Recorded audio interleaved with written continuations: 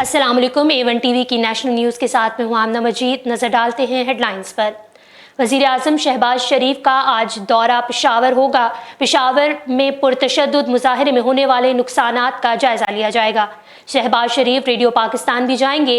वज़ीर आज़म, गवर्नर, निगरान वज़ीर आला और काबीना के अरकान से मुलाकात होगी। शहबाज शरीफ पुरतशद्दुद मुजाहरे में होने वाले नुकसानात का जायज़ा लेंगे।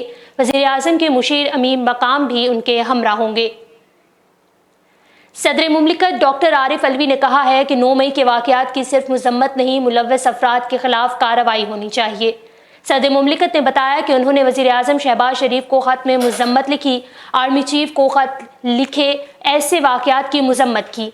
उन्होंने ख़त में गम और अफसोस का इजहार किया। आरिफ अलवी ने कहा कि 9 मई के वाक़यात से लोगों को तकलीफ़ पहुँची।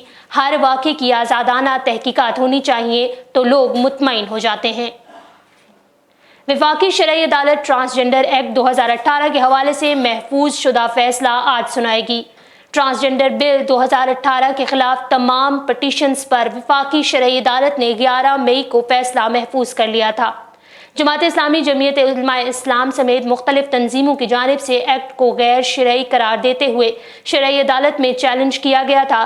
चीफ जस्टिस वफाकी शरई अदालत डॉक्टर सैयद मोहम्मद अनवर आज बरोज़ जुमा फैसला सुनाएंगे।